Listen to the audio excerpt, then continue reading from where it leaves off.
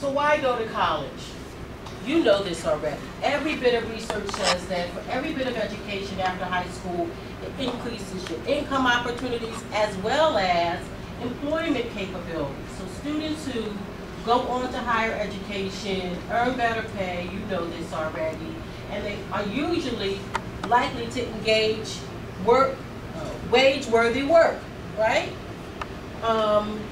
Continuing education after high school is important for our generations, because for our parents, my mom was able to work and take care of us. My dad was able to work and take care of us, despite the fact that they didn't have high school diplomas. That's not the situation we find ourselves.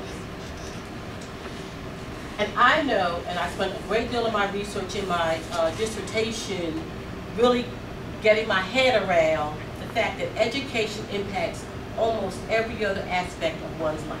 So whether you have access to health care, whether you have insurance to access that health care, if it's available in your community, ways in which you are able to engage housing or not, credit history, whether it's loans or for homes or cars, whether or not you have serious nutrition choices in your home, in your community, all of that is a part of this thing called education. And whether or not you have recreation. Like, we have people who don't understand the connection between diabetes and lackadaisical exercise practices. There are real connections around that. So I believe that education connects to lots of other areas, all of which are important. Again, I spent 4 years here at Rutgers, where admissions is what I did most of the time, recruiting college students to college. And for four-year institutions, there are specific requirements that students must have.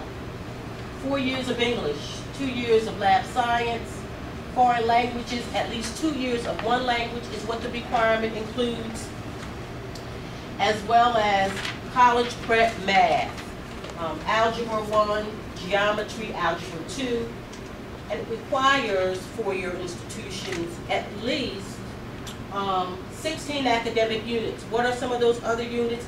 It's history, it's literature, courses in economics and business help to support that full 16 academic units. Test scores, that nasty animal, particularly here in New Jersey, where test scores have impacts in ways that are not necessarily rational or reasonable for students, and that's Lauren saying that based on lots of years of experience. So the traditional test score requirements are for SATs or ACTs. Students who graduate less than 2 years from high school are required to have SATs or ACTs when they're applying to a four-year institution. The score requirement will vary from school to school in terms of what they ask students to have to meet the cut to gain admissions. Students who complete the GED are responsible to produce passing GED scores, but also their high school record to demonstrate what courses they did have in high school when they applied to a four-year institution. Can I ask you a question on that? Sure. So my understanding in the state of New Jersey is that there's almost no such thing as a GED, because even if you go to a program, it has the word diploma on it. Is there a difference between a GED and a diploma? There are GED programs in the state of New Jersey, one such at Camden County College, where students get a high school diploma. Okay, so they call it a GED program, but you get a high school diploma. Some programs, yes. It's possible to do that, right. Because there's a stigma that some people have, like, I don't want to get a GED, I want to have... The GED is not a walk in the park. The GED has, in my, tenure, has been revised in major ways in 2 years, and it's coming up again soon. They put it off. The Obama administration put it off because of the NCLB fight. So one fight at a time around education, perhaps. But the GED is no walk in the park. Students who leave high school, 10th and a half, 11th grade, aren't going to walk into a GED center necessarily one time and walk away a winner. That's not likely to happen for students in our neighborhoods, right? The GED test and the kinds of areas for which students must pass the HESPA or the ISA, whichever, and those are upper level proficiencies that need to be demonstrated. So a student who hasn't stuck around at least through 11th grade, maybe showed up for 12th for some part of it, is not necessarily going to be equipped to walk into a GED center and walk out a winner, right?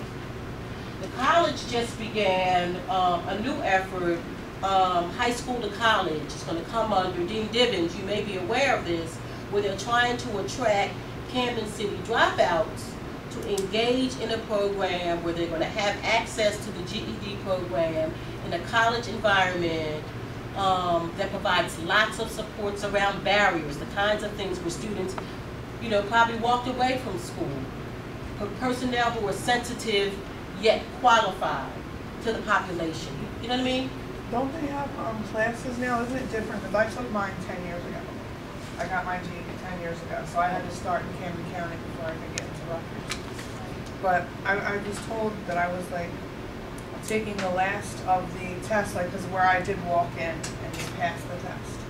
But that the series of tests that were going to start the following year, like, took weeks and weeks. Like, do they still do that? Students are engaged in classes over at least a year in most cases, because it's not the case that you're going to just show up and be proficient enough to pass. But that was 10 years ago. Yeah, currently I teach at Camden Youth Build. And Camden Youth Build is a program where we either in the classroom train students for prepare for the GED, or to have them continue on to finish their credit. So they can get a GED where it says high school diploma, which is issued by the state, or they can receive the credits, and then they'll have a certificate from Camden Higher Woodrow Wilson. So there's a 2 tracks or 2 options, but again, Dr. Hill is correct in regards to having to take classes, because our students are with us for at least 10 months before they actually are prepared to take the test. Because it's not that easy. GED test is not easy. Yeah, that's what I said when I took it. She said that. She said, "This is it, guys. If you don't pass this, the next round that's starting." That was like, I said 10 years ago. So it's changing. So, but I haven't kept up with it. And when it's revised, you start all over again. So even if you have proficiencies in certain of those subject areas, those go away and you start the game again. So I was kind of happy when they prolonged this new implementation of the revised GED, because students who are in the pipeline who need 4 points in math, let's say, will begin again the game anew when it's revised. I have a question. Where do you go to take the GED? Like, how do you get into a GED program? Where are they offered? Is it your high school, or you have to look at it outside? Colleges and outside programs. Where do you go? I have it, Dr. Hill, right to your left. I have a piece of paper. It's a single sheet. Yeah, that one right there on top. That's one program. Genesis School of Business, 1000 Atlantic Avenue. And they have open enrollment. So the high schools don't offer GED programs? No. Okay. Once you're out, you're out. So Tarika, and I'll talk about this in my presentation, but I'm going to have. I'm not going to have all the information for you today, but what I'll have on the website, and you'll have on paper a list of all those resources that students have available. Okay. There are fewer and fewer of GED sites in and around the city. That was an area for which they cut, about 6 or 7 years ago, unfortunately. And at Camden County College, I think they have 60 seats a year. It's a dance program. Yeah, it's a pretty low number compared to the population that needs it. The one that's going to be implemented, where they'll grow 50 students every year. So this year will begin with 50, and that's the high school the Gateway to College program for students who dropped out of high school. And this is Camden City residents. They're going to grow by 50 every year. So capturing 50 dropouts from Camden City is huge. It's huge. Although the number isn't big, the impacts of that, because these dropouts go home where the buzz is homework and the buzz is, the college experience, and you're able to impact the other members of the household, right? What's the age range? It's, I want to say 18 to 22, 3.